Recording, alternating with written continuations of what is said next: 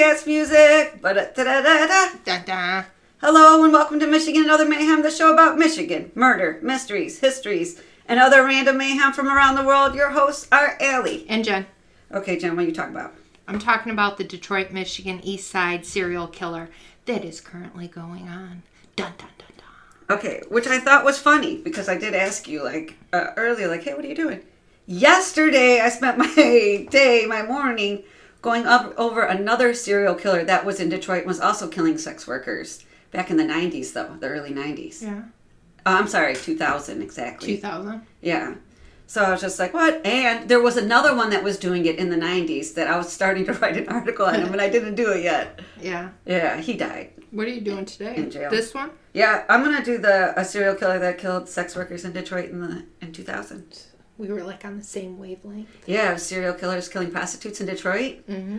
Also, if you're a sex worker in Detroit, ladies, watch out. Yeah. It's super fucking dangerous. Also, Chicago. You got to watch out. There's another serial killer. Those are hundreds of women. Yes. And sex workers are particularly vulnerable. You know what I was thinking the other day? Because I was thinking, as I'm getting in the shower yesterday, I'm working on this article, is there anything they can do to help each other, when they are out there taking rides from guys and, doing what they do to get money? I was wondering, if you can get your girlfriend and be take a picture of his license as we drive off or something. Well, the police in some of the videos I watched and press conferences on this current one going on, they say they don't even, they could know that somebody's missing, but they don't report them. Yeah. Well, in this one here, the girls were saying stuff to the cops. In the one I did. You want to do yours first, or do you want me to? Well, I don't know why you always ask me when you're going to make me go first. No, actually, I was going to say I should go first to make it chronological. Oh, there you go. So there. We'll do chronological. Okay, so it starts with January 3rd, 2000. The body of Wendy Jordan was found strangled to death with her body in a bay off the Rouge River in Detroit. Wendy, who was 39 years old at the time of her death, had previously been a sex worker in Detroit. Her sister, Bonnie Jordan, insisted that her sister had gotten clean 2 years ago and was no longer active in sex work. Her family had last seen Wendy New Year's Day 2000 around 9 p.m. Wendy had told her family that she was going out for the night, but she never returned home. So apparently she was a sex worker and she had a drug problem. A lot of these girls who do sex work do also have addictions. And but she had been clean for 2 years and was a manager at a gas station. But it looks like maybe she wasn't. You know what I mean? Yeah. So maybe she was having still problems with her addiction and was still supporting it with sex work. So when medical examiners inspected Wendy, they found that she had struggled with her attacker while being strangled and that she had recently had sexual intercourse and a semen sample was taken from her body. Examiners were also able to recover tiny fibers on her clothes that investigators believe came from a vehicle during her struggle. So they think while she's fighting, the fibers get on her. So John Eric Armstrong, who was 27 years old at the time, preferred to go by his middle name Eric. He dialed 911 and was connected to the Detroit police, telling them that he found the body of a deceased woman along the Rouge River. From what I can tell, and I was having a hard time sometimes the way they describe shit, I don't think she was in the actual water. I think she was just right along the water, maybe her body had been thrown down in an embankment but didn't quite get in the water. From what I can tell, don't take that out as 100%. So that ended up being Wendy Jordan. Eric told police that he had been out for a walk when he began to feel sick to his stomach, and when he leaned over the railing of the bridge to vomit, he saw her. So Eric had been newly discharged from the Navy and recently moved to the Detroit area. He was currently working at Detroit Metro Airport, and witnesses at the scene where Wendy Jordan was found claimed to have seen him walking up and down the bridge, looking over the railing for a while before he found the body. And cops are like, that's suspicious as all hell, because he said it was when he was about to get sick. So they start to investigate Eric, and they find that he had recently been employed as a security guard in Novi. And while he was performing his guard duties in November of 1999, he called 911 and reported that he had been attacked while stopping a robbery. He had superficial wounds, small cuts on his face and arms. And the investigators start to press him about what happened because his story seems kind of weird. And he finally admits to fabricating the whole story, including cutting himself to create injuries. So I was right there, not stable, right? Yeah. So Eric's behavior and his earlier false police report make when he discovers Wendy, it makes the curious interested in who he is. So they ask him, can we have a DNA sample and some fibers from your car? And he agrees. Well, the samples were sent off to the crime lab in Lansing, but police didn't take him into custody because they needed decisive evidence before initiating the arrest, and they just wanted to see what the test said before they moved forward. But that was not a great idea because, unknown to investigators, while the samples were being processed, it gave Eric time to kill Monica Johnson, who was 31 years old. She had been a sex worker who was found strangled and unconscious, but she was still clean to life, and she was near Expressway I-94. Monica, who was a mother of 4, was taken to a Detroit hospital where she passed away before police could question her. So she was still alive when they found her, but died by the time she got there. So a woman named Wilhelmina Drain said she was waiting at a bus stop when she accepted a ride home from a man in a black Jeep. Police think that she was actually a sex worker, but she didn't want to say that's what she was doing. She was trying to say she just accepted a ride home. He stopped along a side street, and he claimed that he just needed to get something out of his coat. But when the car stopped, he tried to grab her by the throat. And Wilhelmina fought back, knocking off his glasses. And when he grabbed her throat, he also kind of got a grip on her scarf because she had a really thick scarf on, which kind of partially blocked him. And as she was beginning to lose consciousness, she was able to grab pepper spray from her coat, and she managed to get it in his face. And then she jumped from the car and ran. And her charge against Eric, because she charges Eric Johnson with it, was assault with intent to murder. But it was dropped when she refused to testify in court. Now, Wilhelmina had spoken openly with the media, on several news outlets, but for some reason said she wouldn't testify because of cameras in the courtroom. So I don't know if maybe since she was going to be under an oath, would she admit that she was doing sex work, but to the media she would just say she was accepting a ride. Okay. I was thinking maybe that's what it was, but it doesn't say for sure. That's just my speculation. Mm-hmm. So April 10th of 2000, Detroit police found the bodies of 3 women who had been strangled to death. Rosemary Felt, age 32, Kelly Hood, age 34, and Robin Brown, age 20. All 3 had been sex workers. Their bodies had been placed in a dump site near some railroad tracks within the last month. So they were killed on different days, but all within a month. And the 3 women had been discovered by someone on one of the passing trains, which I thought, wouldn't that be a fucked up thing? You're hey, I wonder, holy shit, dead bodies! Yeah. You know what I mean? Right? So this prompted an investigation into a serial killer, the dump site does. So there were 80 crime personnel brought to the scene, which had to be cordoned off. It was a whole bunch of different Detroit police units, the FBI, the state police, and one that I was really? It was Conrail Railroad Police. The railroad has their own police. Wow. Did you know that? No. Me neither. That's cool. I wonder what they probably do more shit than we know. Yeah. Yeah. But you want to hear something weird? I got a side note, of course. Another body was found at the dump site, a 4th body, but it was to believe an unrelated murder. It wasn't a strangled sex worker, female. Yeah. So this site was used by 2 different killers. They don't think he did it? No, not this one. It doesn't match any of his MOs or anything. And he mostly is strangling prostitutes. That's his thing. I shouldn't say prostitutes, sex workers. So several sex workers in the area had complained of a man attacking them, and they gave matching descriptions of the same white guy. He's white, and he has really red hair. Yeah, real red. Fire engine. And I love red hair. Yeah. And I was immediately no, Ginger, why? I love red hair. You're giving Ginger a bad name, you crazy serial killer. So women told police that he drove a dark, late model SUV, the man, and that he looked harmless, but he would get rough with them, often choking them. And when he choked them, he would talk about how much he hated women who exchanged sex for money.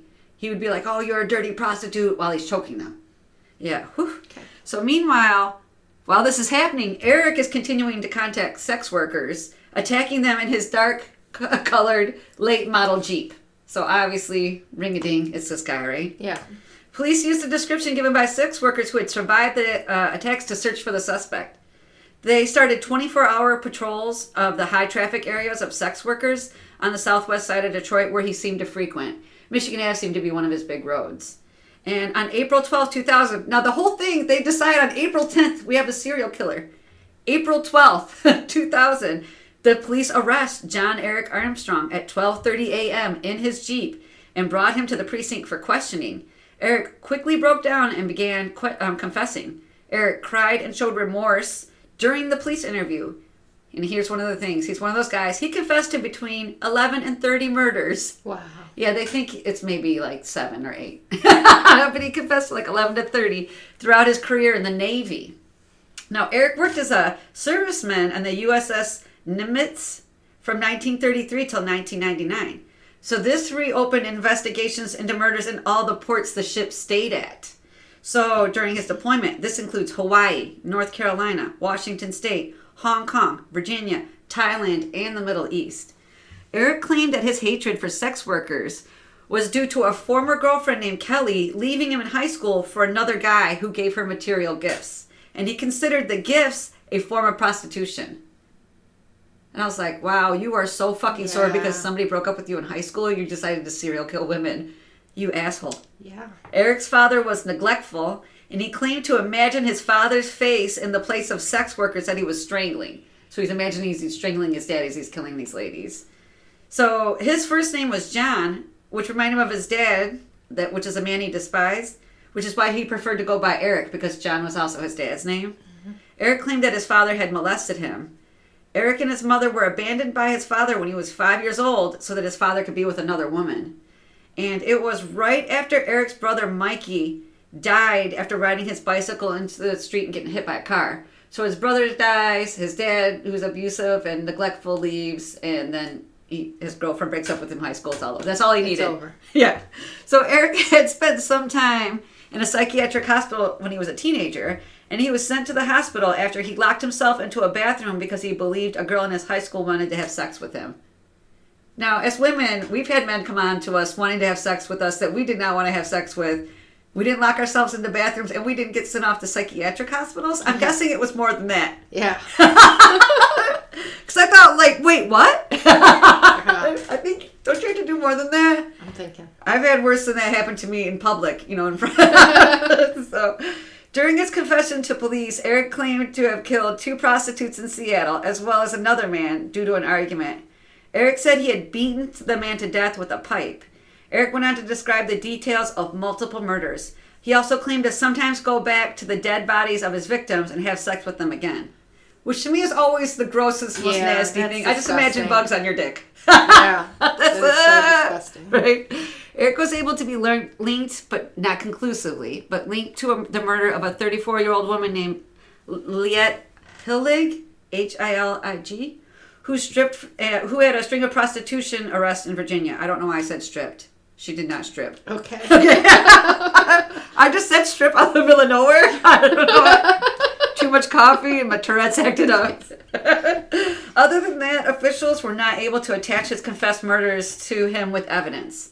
So they think he might be one of those guys that claims a lot because it helps you in prison. Mm-hmm. Have bragging rights. Eric's wife, who was pregnant with their second child as Eric went to trial, was in denial of her husband's crimes. Of course. Yeah. Eric was convicted of the first degree murder of Wendy Jordan, who had been found in the river. He pled guilty to the deaths of the 3 women found near the railroad tracks, which were Rose Feltz, Monica Johnson, and Robin Brown. He was also sentenced to life in prison for the death of Monica Johnson, who was strangled to death near I-94. And altogether, John Eric Armstrong was given 2 life sentences, one for first-degree murder and one for first-degree premeditated homicide. And he was also given 3 sentences of 30 years each for second-degree homicide. He is currently living in the G. Robert Cotton Correctional Facility in Jackson, Michigan. So has his wife come to her senses yet? I couldn't find anything on that.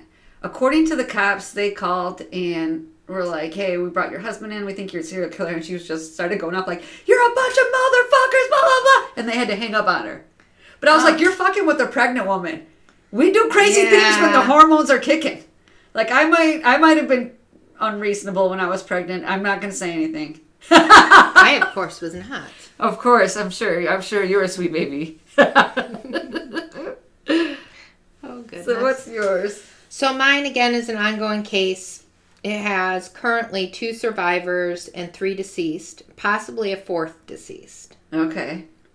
Suspect was arrested. His name is D'Angelo Martin. All right. So this started back March 19th.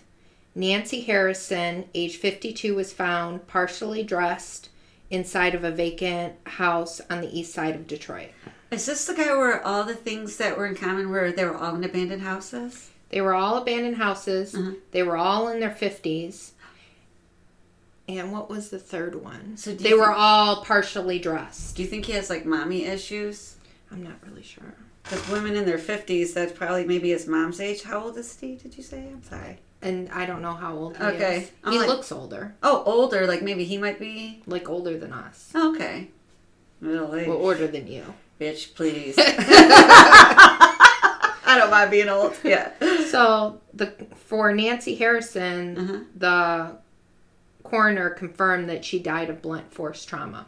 Oh, and the other thing that linked them together, that they were supposedly sex workers. All three were also sex workers? I just want to say that I've watched a lot of news and read a lot of articles on this, and Nancy Harrison's family says she was not a sex worker whatsoever, but she was an addict. Okay, Wendy Jordan's sister said her sister was clean, but I think sometimes when you have secrets, or when you're an addict, addicts have secrets, and sometimes the secret is you're a sex worker in order to pay for your addiction. Could be. I'm not going to call her brother a liar, and I'm not calling Brenda's sister a liar. Or Wendy's sister a liar. I'm just saying. Okay. Okay? All right. I'm not saying anything. So, that was March 19th. Yeah. Of 2019? 2019. Okay. Yep. May 7th, the name has not been released, age 26, woman from Port Huron. She is said to be a drug addict and went to the grandmother's house of D'Angelo Martin for drugs. It is claimed D'Angelo Martin demanded sex from the woman. When turned down, he flew into a rage, beat her, and stabbed her in the throat and ran off. D'Angelo Martin's grandmother called the police. Wait, so that's how he gets caught? That's what he got arrested for, was this May 7th. Okay. So he is not... Wait, so was his grandma a drug dealer? That's what I asked. So why'd this woman go to the grandma's house for drugs? Because he stays there. Oh, and she went to go get it from him, and he stays at the grandma's house. Okay, because I was like, so his grandma's a drug dealer? Yeah. You'll see some articles where it say he's homeless. Okay. So he spends... some time with his grandma. I get it. Grandmother. Okay. Yeah. So that's what he got arrested for. He hasn't been connected yet. Okay. They believe he is the person killing all these people. Okay. But they got him for this woman that he killed at his grandma's house. Yeah. Okay. Well, she didn't die. She's still alive. She lived through a stab in the neck? She's still in the hospital currently. Holy shit. Yes. So, May 24th. I assume she died when you said stabbed in the neck. Or March 19th, Nancy Harrison. Yeah, dead. Yeah. This unnamed 26-year-old. Yeah. Still alive. And it's the only one that deviates. Because everyone else is in their 50s. I didn't want to bring up that she was still. I didn't want to bring that up, but yes. So then, May 24th. Okay. I believe her name is Travisine Ellis. Okay. Age 53. She was found partially dressed inside of a vacant house on the east side of Detroit. The coroner has not confirmed the cause of death on her yet. Okay. June 3rd. All right. The name's not released yet. Said to be in her 50s. Okay. Woman was dragged into a vacant home on the east side of Detroit. This one's alive. She was able to get away. The home... Wait, so he just like attacks her and drags her in the house? Yep. Oh, I thought he was trying to date them, and then once he gets them alone, he's causing them harm. Oh, he dragged this... Well, at least this lady was jumped and pulled in, we know. Right? Oh, yeah, okay. we don't know. Maybe the other ones were different. Okay. But this one, I'm jumping to conclusions. Okay. Yeah, because you don't know. I don't know. I could assume maybe. You could assume. Yeah. So she was dragged into this home. The home, this is the interesting part, the home she was dragged into was the same home they found the third deceased woman on June 5th. So he tried to pull her into a home where there was already a dead body? They had already found the dead body. Oh, they had already found No. Yeah. No, because this was June 3rd. Yeah. So where the dead body will be. Okay. Yeah, so on June 3rd, she gets dragged in, she gets away. Yeah. June 5th, they find... another dead body. So maybe the dead body was there. Oh, good point. I don't know. Okay. Because they did say that all these women that were found deceased were in different stages of decomposition. Yeah. But we know that he's at least linked to this house by already trying to pull one person in that survived. Yeah. Okay. So June 5th, Tamara Jones, age 52, found again, same as the others, partially dressed inside a vacant home on the east side of Detroit. And the coroner hasn't released cause of death yet for her. Okay. So D'Angelo Martin was arrested and charged with the assault of the woman from Port Huron on May 7th. Martin has no criminal history of violence, only a few driving infractions. There may be a possible fourth victim, Deborah Reynolds, age unknown, last seen drinking with Martin, and then disappears. Oh. Well, the guy that I did, John Eric Armstrong, also had no criminal record whatsoever. As a matter of fact, he received medals for good behavior in the Navy. Oh. Yeah. So apparently you can behave right when you need to and still be a savage animal that kills other people when you don't need to be acting right. So if I decide to date, I can't even run a background check on these people. Right. Because I would never know. They would just be... They could just be not caught. Yeah, just normal. Regular looking dudes. Even the ladies, even the sex workers who met Eric Armstrong said he looked really harmless. And he does. You should look at his pictures. He looks like he couldn't fight his way out of a wet paper bag, but apparently he has enough in him to choke the shit. Fucking literally choke the life out of another person. I just want to throw out that I'm going to write this on my list of why I shouldn't date. You should. Use that one. You could get the shit choked out of you from harmless looking men. You've been listening to Michigan and Other Mayhem with Allie and Jen. Connect with us at michiganandothermayhem.com to join the conversation, listen to the podcast, access show notes, find site links, and correct us when necessary. Rate and subscribe to our podcast on iTunes, Google Play, Anchor, and YouTube. Bye-bye now.